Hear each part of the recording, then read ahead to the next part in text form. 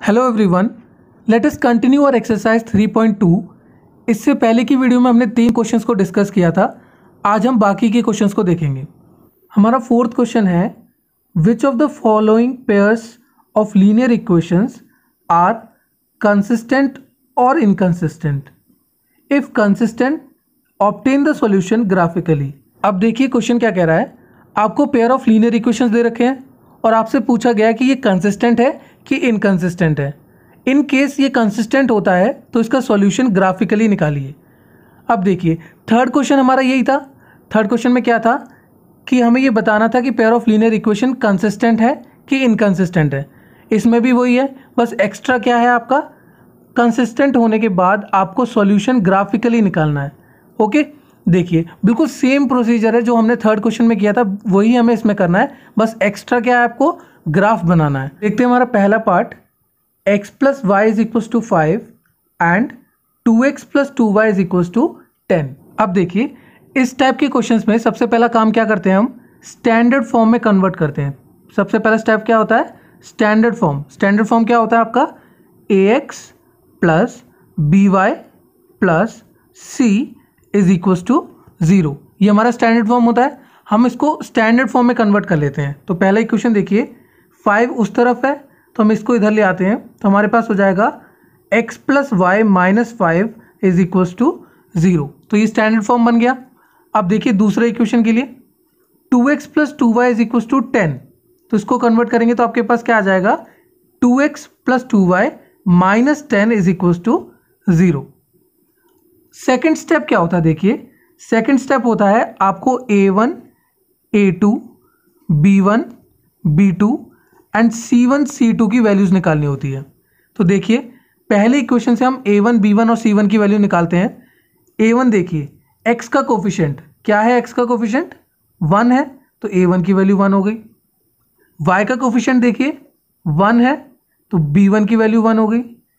Constant term क्या है, minus का 5, तो c1 की वैल्यू क्या हो जाएगी, माइनस का 5। इसी तरीके से सेकेंड इक्वेशन में से हम a2, b2 और c2 की वैल्यूज निकाल लेते हैं। x का कोफिशिएंट देखिए सेकेंड इक्वेशन में 2 है तो a2 की वैल्यू क्या हो गई, 2। y का कोफिशिएंट देखिए 2 है, b2 की वैल्यू क्या हो जाएगी, 2। कांस्टेंट टर्म क्या है, माइनस का 10, तो c2 की वैल्यू हो जाएगी माइनस का 10। अब थर्ड स्टेप क्या होता है, थर्ड स्टेप में आपको रेशियोज निकालना होता है। क्या निकालना होता है, रेशियो। किसका रेशियो निकालना होता है, a1 a2 का, b1 b2 का एंड c1 c2 का।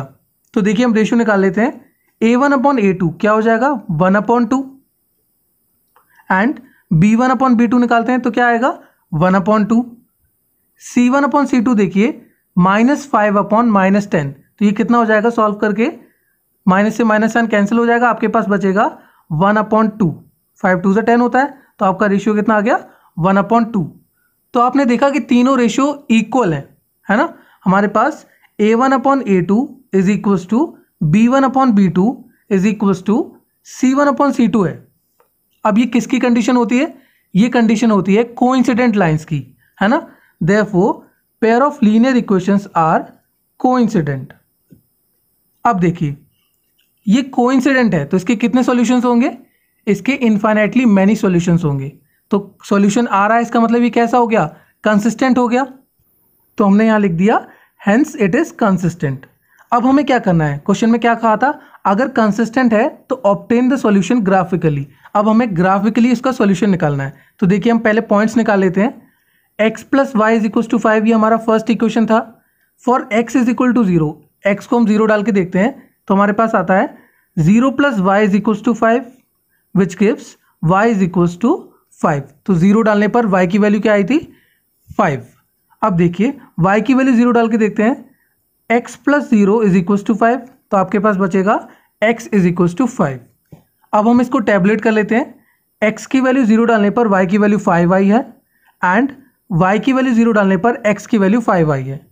अब देखिए second equation 2x plus 2y is equal to 10। अब देखिए यहां पर कुछ कॉमन दिख रहा है आपको, जी हाँ 2 कॉमन दिख रहा है आपको लेफ्ट हैंड साइड में, तो मैंने 2 कॉमन ले लिया। अब देखिए 2 कॉमन लेते ही आपके पास अंदर बचेगा x प्लस वाई ब्रैकेट में। ये 2 यहाँ मल्टीप्लाई हो रहा है, वहाँ जाएगा तो डिवाइड हो जाएगा, तो 10 को जब 2 से डिवाइड करेंगे तो आपके पास कितना बचेगा 5। तो आपके पास इक्वेशन बन जाएगी x + y = 5। ये सिंप्लीफाई हो गया। अब आप ध्यान देंगे तो देख सकते हैं आप कि ये वाली इक्वेशन और फर्स्ट वाली इक्वेशन सेम है ना। तो आपको अलग से पॉइंट्स निकालने की जरूरत नहीं है, जो पॉइंट्स हमने फर्स्ट इक्वेशन के लिए निकाली थी वही इसके लिए काम करेंगी। ओके, ये हमारा कॉमन लेके इसको सिंप्लीफाई करने का मोटिव ही यही होता है ताकि हम थोड़ा कैलकुलेशंस इजी कर सकें। ओके, अब हम ग्राफ को प्लॉट करते हैं। हमारा फर्स्ट इक्वेशन है x + y = 5। उसका पहला पॉइंट देखिए 0,5, तो ये रहा हमारा y एक्सिस पे 0,5। दूसरा पॉइंट क्या है 5,0, ये x एक्सिस पे देखिए 5,0। इसको ज्वाइन करेंगे तो आपको एक स्ट्रेट लाइन मिलेगी। उसके बाद क्या करना है आपको, उस लाइन पर कहीं भी इक्वेशन को लिख दीजिए ताकि एग्जामिनर को ये पता चल जाए कि ये लाइन इस इक्वेशन को रिप्रेजेंट कर रही है। दूसरी इक्वेशन क्या है हमारा 2x + 2y = 10, एंड उसके पॉइंट्स क्या है देखिए 0,5, यही y एक्सिस पे। दूसरा पॉइंट क्या है 5,0। इसको ज्वाइन करेंगे तो वही लाइन मिलेगी आपको जो पहले बना चुके हैं, इसलिए हम डबल हेडेड एरो बनाएंगे। यहाँ पे देखिए एक एरो तो पहले से ही बना हुआ था फर्स्ट इक्वेशन के लिए, और दूसरी इक्वेशन के लिए हमने दूसरा एरो बनाया। ये रिप्रेजेंट करता है कि लाइंस कैसी हैं, कोइंसिडेंट है। कोइंसिडेंट लाइंस के लिए हम कैसी लाइन बनाते हैं, देखिए पहले इस तरीके से एरो वाली लाइन बनाएंगे, उसके बाद दूसरा एरो बना देंगे।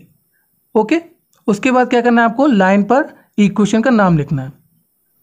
अब देखिए इसमें कितने सॉल्यूशन होंगे, इसमें इनफाइनेटली मैनी सॉल्यूशंस होंगे क्योंकि ये कोइंसिडेंट लाइंस है ना। तो आप एक पर्टिकुलर आंसर देने की जगह आप लिख सकते हैं, इसके आंसर क्या लिख सकते हैं आप, इसका infinitely many solutions, infinitely many solutions. उसके बाद क्या करना है आपको ग्राफ पर स्केल मेंशन करना है।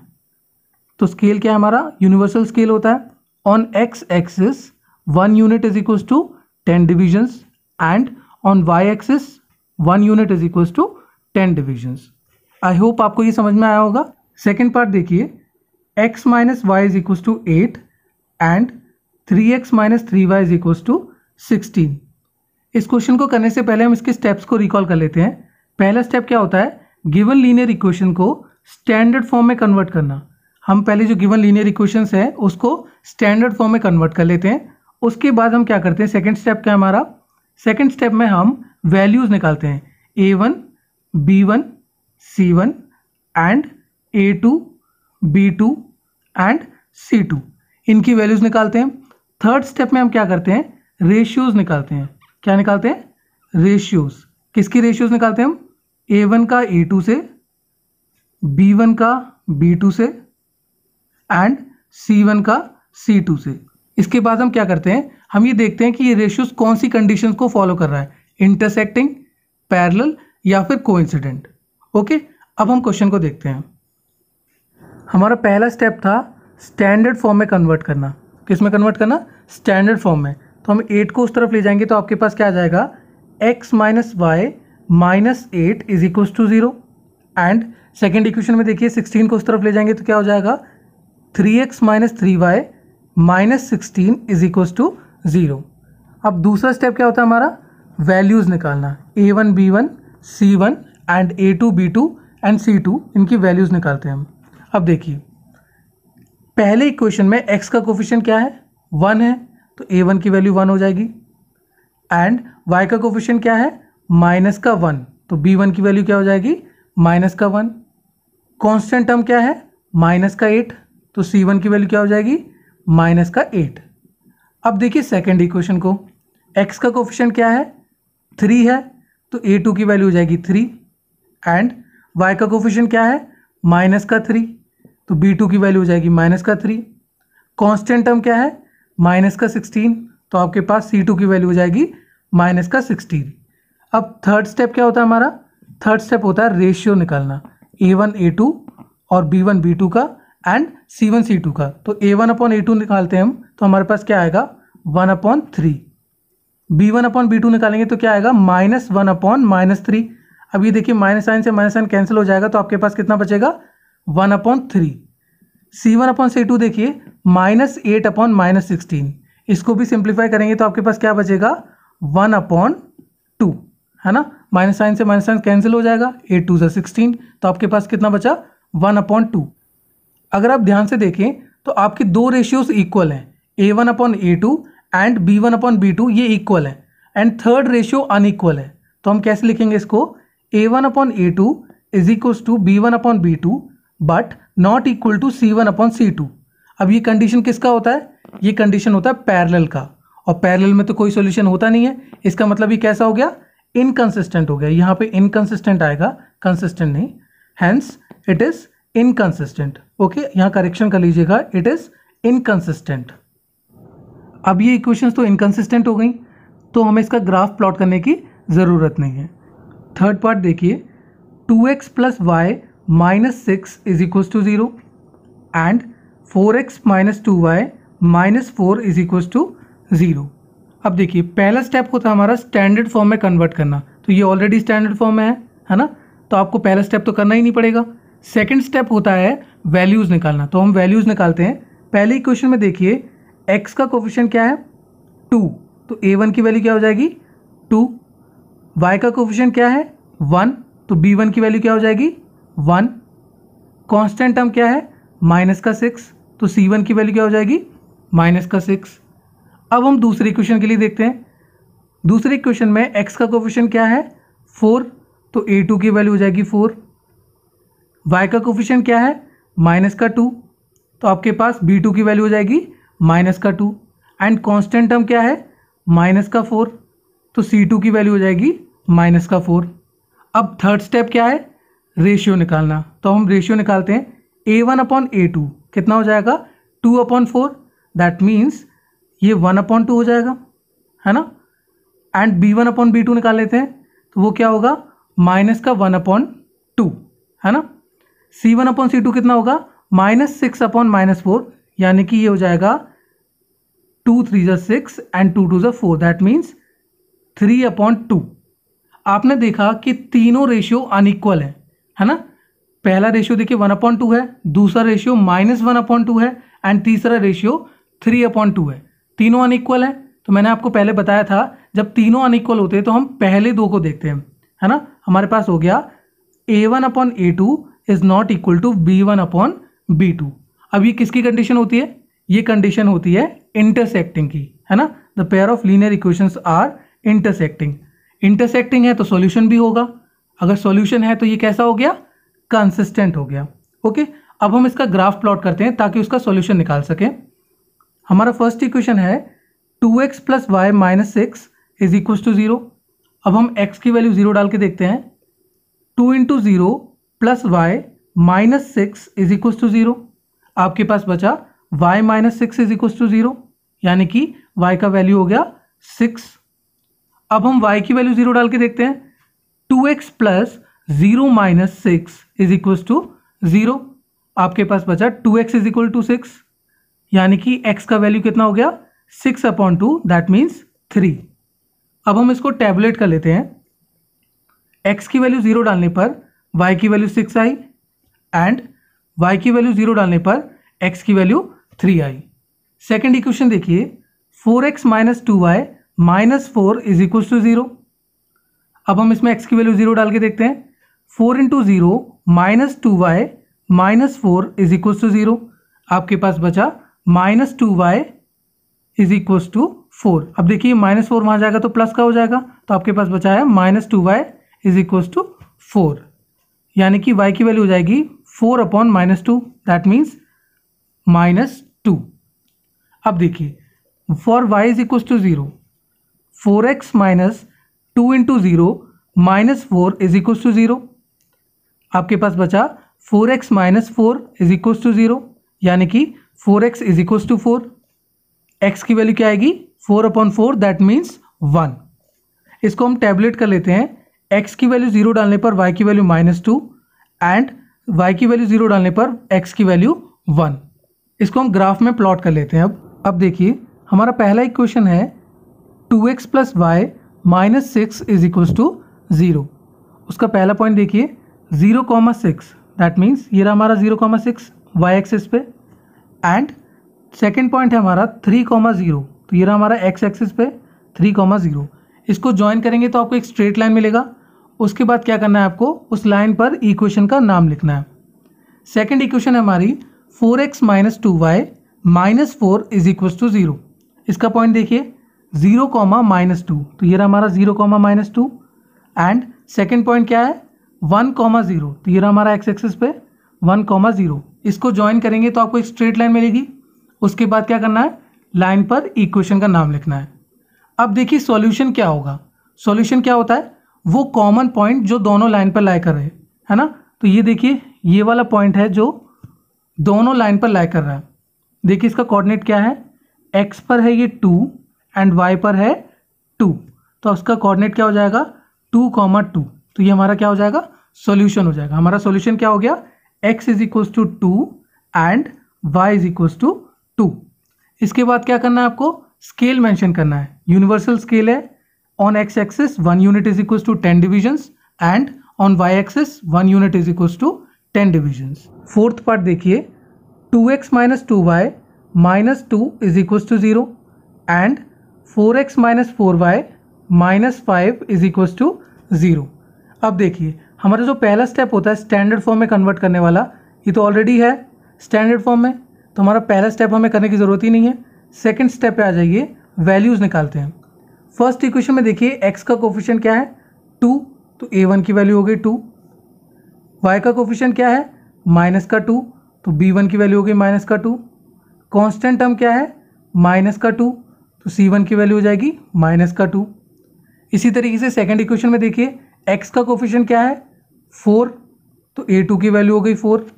y का कोफिशिएंट क्या है -4, b2 की वैल्यू हो गई -4 एंड कांस्टेंट टर्म क्या है -5, तो c2 की वैल्यू क्या हो जाएगी -5। थर्ड स्टेप क्या होता है, रेशियो निकालना, है ना। तो रेशियो क्या होगा देखिए a1/a2 2/4, दैट मीन्स 1/2। सेकेंड देखिए b1/b2 -2/-4, तो ये भी कितना हो जाएगा, माइनस से माइनस साइन कैंसिल होके 1/2। एंड c1/c2 देखिए -2/-5, तो यहाँ पे देखिए माइनस से माइनस साइन कैंसिल हो जाएगा, तो आपके पास क्या बचेगा 2/5। आपने देखा first two ratio a1/a2 and b1/b2 ये दोनों तो इक्वल हैं, लेकिन जो थर्ड रेशियो है c1/c2 वो अनइक्वल है। तो आपके पास हो गया a1/a2 = b1/b2 but not equal to c1/c2। अब ये किसकी कंडीशन होती है, ये होती है पैरेलल लाइंस की कंडीशन।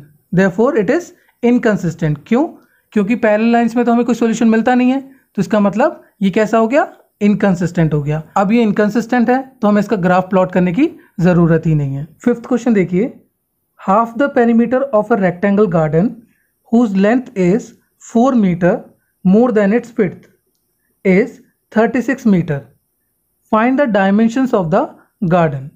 अब देखिए क्वेश्चन क्या कह रहा है, पेरीमीटर का आधा, half the perimeter of a rectangular garden is equals to 36 metre. ये दे रखा है कि पेरीमीटर का आधा 36 मीटर के इक्वल है। ये क्वेश्चन बहुत इजी है, लेकिन बच्चे क्या करते हैं जल्दी में एक बार ये क्वेश्चन पढ़ लेते हैं और ये करने लगते हैं पेरीमीटर का आधा is 4 more than its width. Okay, ये कर देते हैं, तो ये गलत है। आप ध्यान से पढ़ेंगे तो देखिए उन्होंने कॉमा लगा के सेपरेट किया है। आप देखिए पहला सेंटेंस इस तरीके से होगा, half the perimeter of a rectangle garden. अभी कॉमा वाला पार्ट को भूल जाइए, ये देखिए मैं यहाँ कट कर देता हूँ इसको। अब दोबारा पढ़ के देखिए, half the perimeter of a rectangle garden is 36 metre. इस तरीके से आपको इसको पढ़ना है, तब आपका ये क्वेश्चन गलत नहीं होगा। क्या कह रहा है, पेरीमीटर का आधा 36 के इक्वल है। अब दूसरी इक्वेशन के लिए आपको दे रखा है हुज लेंथ इज, तो length is 4 metre more than its breadth. Length जो है ब्रेड्थ से 4 मीटर बड़ा है। ओके, अब देखिए एक रेक्टेंगल के डायमेंशंस का क्या मतलब है, उसकी लेंथ और ब्रेड्थ। तो इसका मतलब हम इन दोनों को ही x और y मानेंगे। तो देखिए, let the length of the rectangle be x and the breadth of the rectangle be y। अब देखिए क्वेश्चन को हमने पढ़ा था और अच्छी तरीके से समझा है। अब हम इक्वेशन बनाने की कोशिश करते हैं। Half the perimeter of the rectangular garden, देखिए हाफ द पेरीमीटर, तो पेरीमीटर का आधा कितने के इक्वल है 36, आप इतना पढ़ेंगे पहली बार में, half the perimeter of a rectangle garden is 36 metre, तो आपको एक सेंटेंस मिलेगा। ओके, अब देखिए रेक्टेंगल के पेरीमीटर का फॉर्मूला क्या होता है, 2 इंटू एल प्लस बी। अब देखिए 2 इंटू एल क्या है हमारा x प्लस बी क्या है y इज इक्वल्स टू 36। ये 2 से 2 कैंसिल हो जाएगा, आपके पास बचेगा x plus y is equals to 36। ये हमारा फर्स्ट इक्वेशन हो गया। अब देखिए सेकंड इक्वेशन, सेकंड इक्वेशन के लिए देखिए length is 4 metre more than its width. तो लेंथ क्या है हमारा x है, इसका मतलब हो जाएगा equal to 4 metre more than मतलब प्लस, तो 4 प्लस वाई। आपके पास सेकंड इक्वेशन हो जाएगी x minus y is equals to 4। Okay, अब हम इसका ग्राफ प्लॉट करके देखेंगे। उसके लिए हम पहले पॉइंट्स निकाल लेते हैं। हमारा फर्स्ट इक्वेशन है x plus y is equals to 36। अब हम x की वैल्यू 0 डाल के देखते हैं। 0 plus y is equals to 36, आपके पास आ जाएगा y equal to 36। For y is equal to 0, अब हम y को 0 डाल के देखते हैं। x plus 0 is equals to 36, आपके पास आ जाएगा x इज इक्वल्स टू 36। इसको टैबलेट कर लेते हैं। x की वैल्यू 0 डालने पर y की वैल्यू 36 आई एंड y की वैल्यू 0 डालने पर x की वैल्यू 36 आई। सेकेंड इक्वेशन देखिए हमारा x minus y is equals to 4। For x is equal to 0, 0 minus y is equals to 4। अब देखिए इस माइनस साइन को उधर ट्रांसफर करेंगे तो आपके पास आ जाएगा y इज इक्वल्स टू -4। आपकी वैल्यू कितनी हो जाएगी -4। अब हम y की वैल्यू 0 डाल के देखते हैं। x minus 0 is equals to 4, आपके पास x की वैल्यू आ जाएगी 4। अब इसको टैबलेट कर लेते हैं हम। x की वैल्यू 0 डालने पर y की वैल्यू -4 एंड y की वैल्यू 0 डालने पर x की वैल्यू 4 आई है। अब हम ग्राफ में प्लॉट करके देखते हैं इसको। हमारा फर्स्ट इक्वेशन है x plus y is equals to 36। पहला पॉइंट देखिए उसका 0,36, ये रहा हमारा y एक्सिस पे 0,36।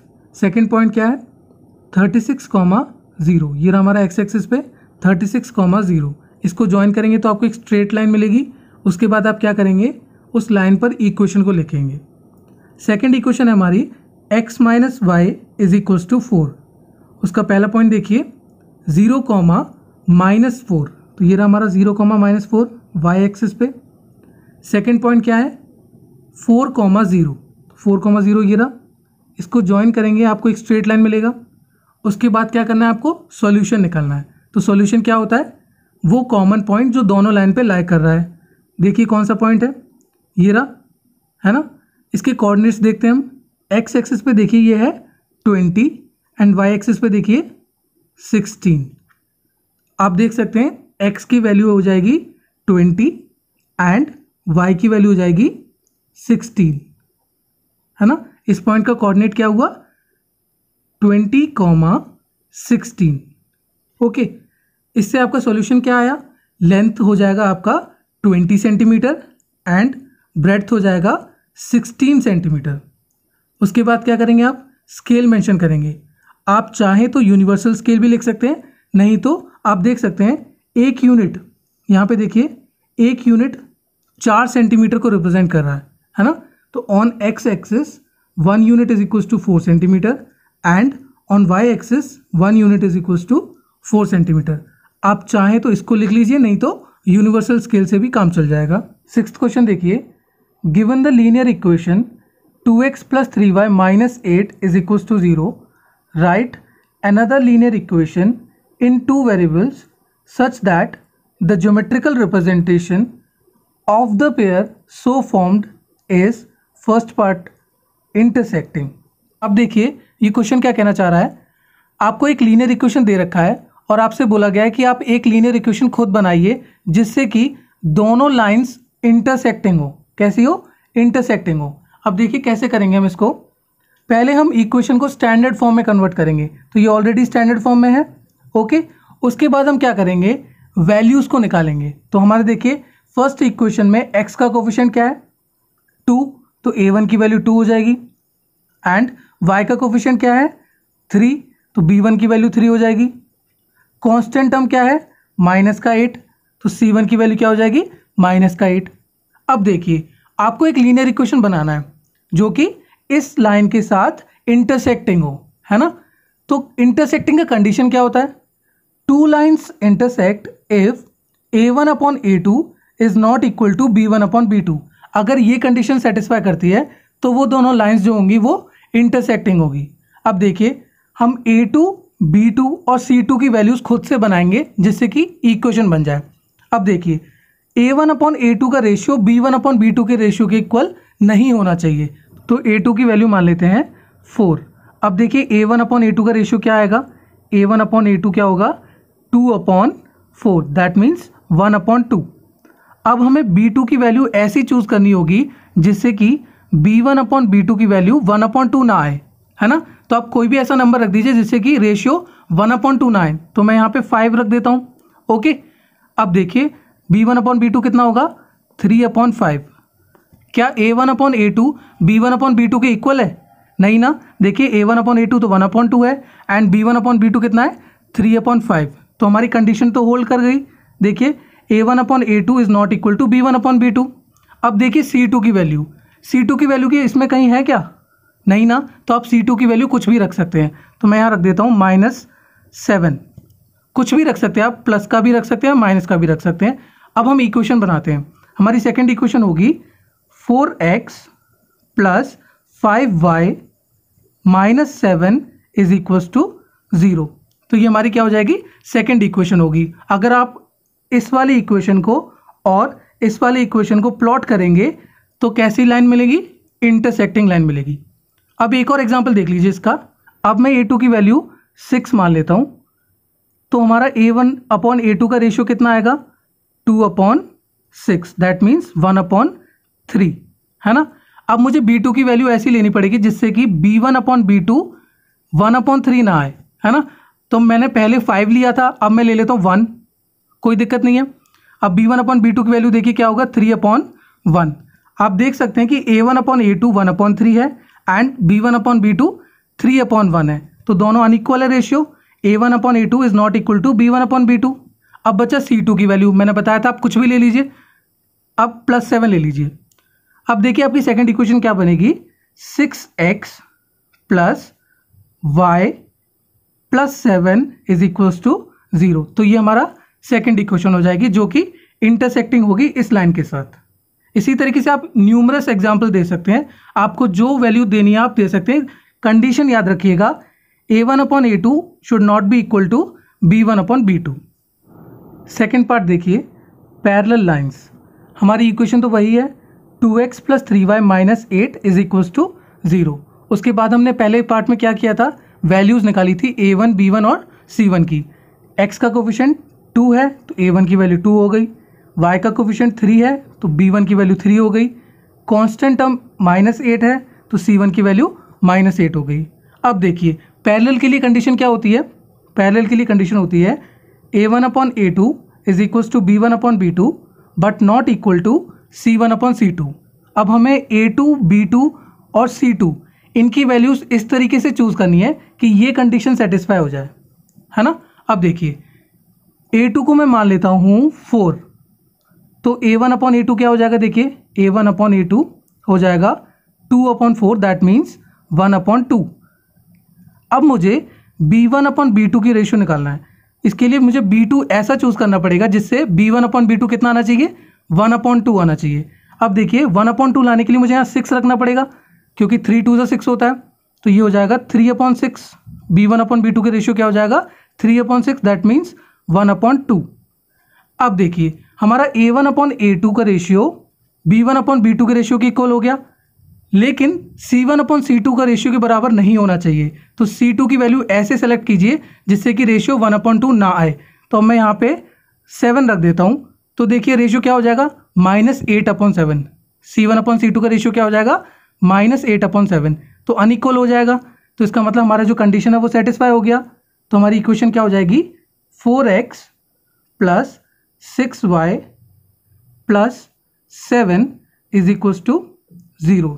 थर्ड पार्ट देखिए, कोइंसिडेंट लाइंस, एक के ऊपर एक होनी चाहिए लाइंस, है ना। तो हमारी इक्वेशन है 2x plus 3y minus 8 is equal to 0।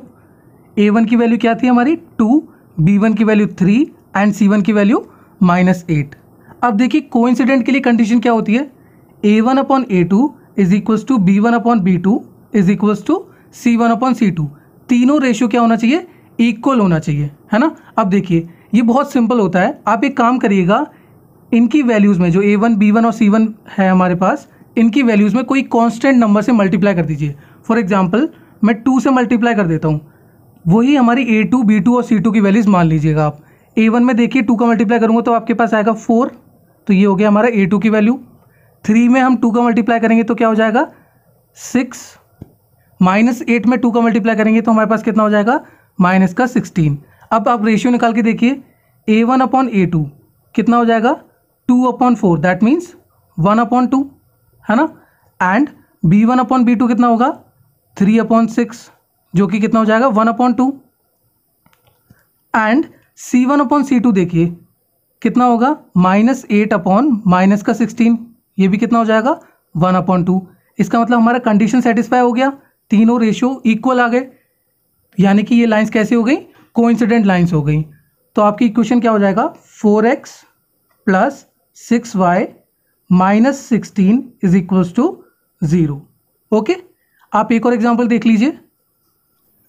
A1, B1 और C1 की वैल्यूज़ में मैं एक कांस्टेंट नंबर से मल्टीप्लाई करता हूँ। मान लीजिए अब की बार मैं 3 ले लेता हूँ। ओके, जो मल्टीप्लाई करके आएगा वो मेरी A2, B2 और C2 की वैल्यूज़ होंगी। तो देखिए 3 × 2 कितना होगा 6, तो A2 की वैल्यू हो गई 6।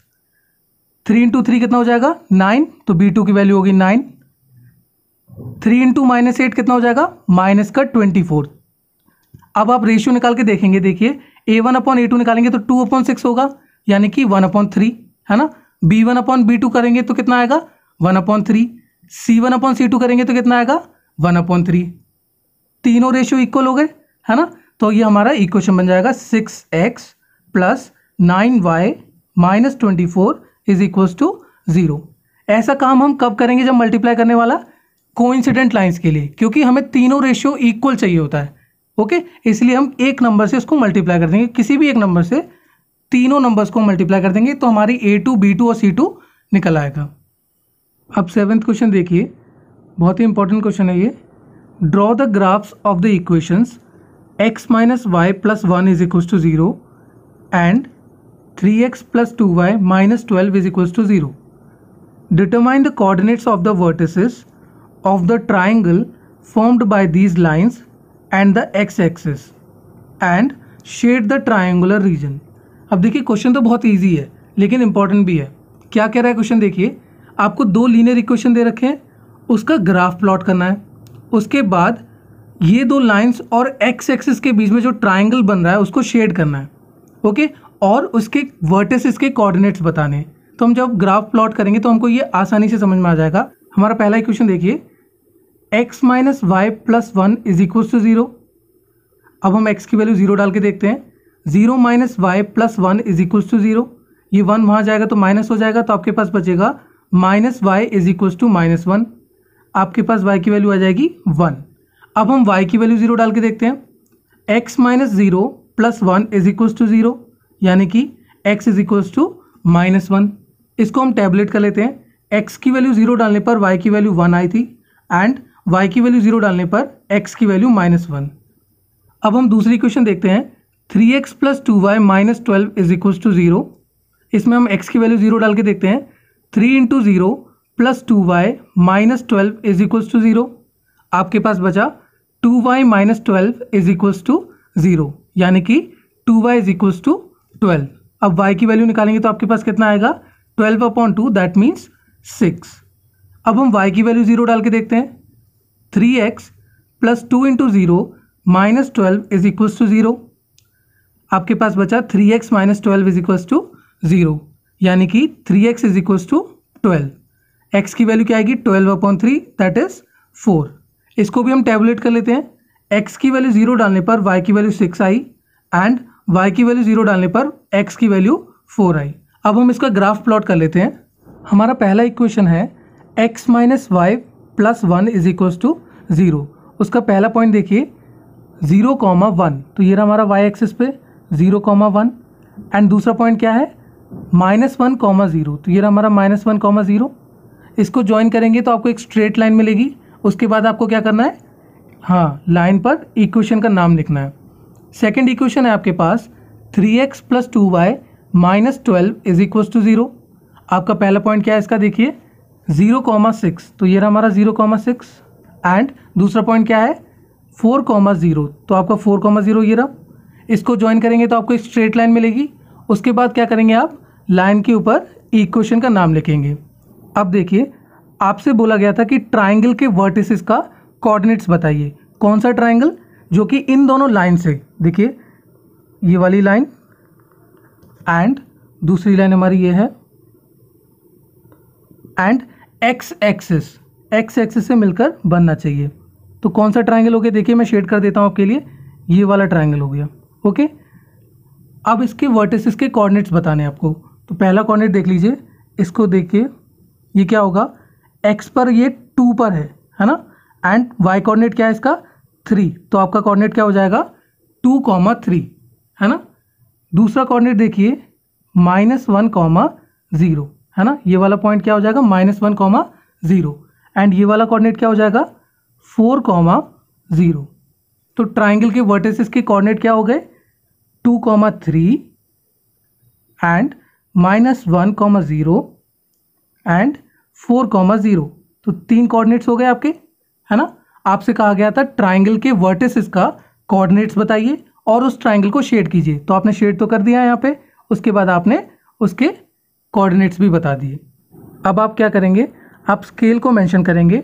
यूनिवर्सल स्केल है, on x axis 1 unit is equals to 10 divisions and on y axis 1 unit is equals to 10 divisions. अगर आपको मेरी वीडियोस पसंद आ रही हैं और आपको लगता है कि मेरी वीडियोस आपको हेल्प कर पा रही हैं, तो प्लीज़ इसको अपने दोस्तों के साथ शेयर कीजिए एंड चैनल को लाइक, शेयर एंड सब्सक्राइब करें।